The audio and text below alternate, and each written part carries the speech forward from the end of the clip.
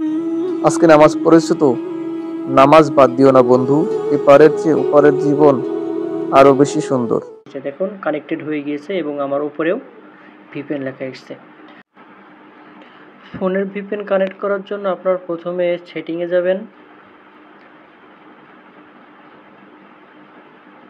সেটিংয়ে সার্চ বারে ভিপিএন লিখবেন, লেখার পরে অপশন আসবে। তো যাক আমি সার্চ করছি না, আমাদের এখানে একটা অপশন আছে আদার ওয়্যারলেস কানেকশন। এখান থেকে আপনার নিচের দিকে ভিপিএন পাবেন, আর এখানে প্রাইভেট ডিএনএস এটা অটো করে দিবেন। তো ভিপিএনের মধ্যে ক্লিক করার পরে এখানে প্লাস বাটনে ক্লিক করতে হবে। ক্লিক করার পরে এখানে প্রথমে থাকবে নাম, আপনি যে কোনো একটা নাম দিবেন। আমি একটা দিচ্ছি।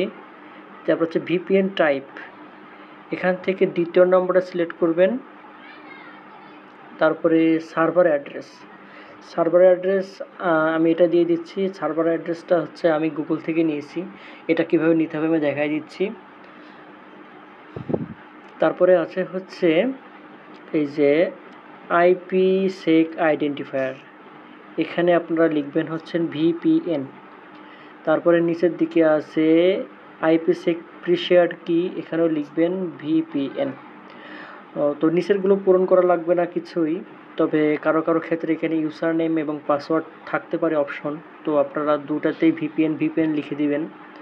তো আমি এখানে এটা হয়ে গেলে সেভ দিয়ে দিচ্ছি। সেভ দেওয়ার পরে এই যে আমি মশিউর 5 এটা করেছিলাম, তো এখানে টাচ করি। তারপরে ইউজার নেম চাচ্ছে ভিপিএন দিলাম এবং পাসওয়ার্ডও দিলাম ভিপিএন। দেওয়ার পরে আমি এখানে কানেক্ট করে দিচ্ছি। দেখতে পাচ্ছেন এখানে কানেক্টিং লেখা উঠছে, এটা অল্প কিছুক্ষণ সময় নেবে।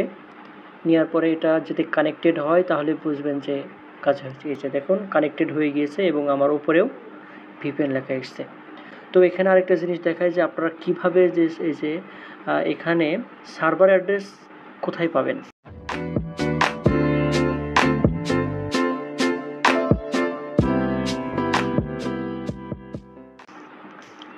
সার্ভার অ্যাড্রেসের জন্য আমাদের চলে যেতে হবে ক্রোমে।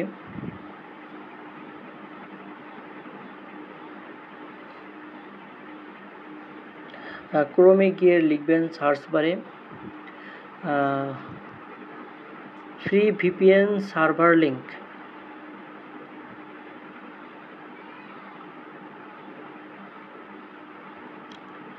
এটা কিছুটা সময় নিচ্ছে নেট স্লোর কারণে।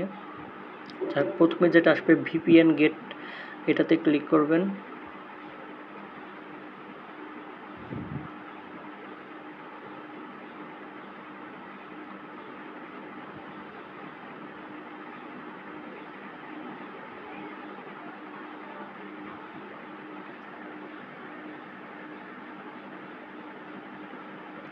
যাক এটা ওপেন হয়েছে, আমরা একটু নিচের দিকে আসব। আসার পরে দেখবেন যে এখানে অনেকগুলো কান্ট্রি দেওয়া আছে। তারপরে এই যে এখানে 4 নম্বর যে কলাম আছে এখানে দেখাচ্ছে স্পিড। তো আপনারা এখান থেকে একটু স্পিড বেশি দেখে নেবেন।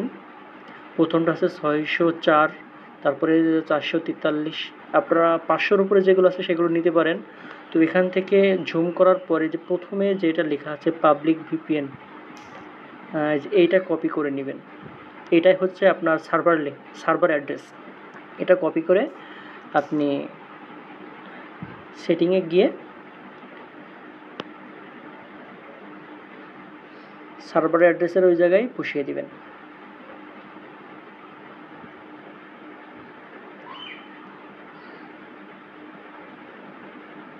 এই যে সার্ভার অ্যাড্রেসের এখানে এটা পেস্ট করে দিলেই হবে। বাদ বাকিগুলো তো প্রথমে দেখেছেন, আশা করি বুঝতে পেরেছেন।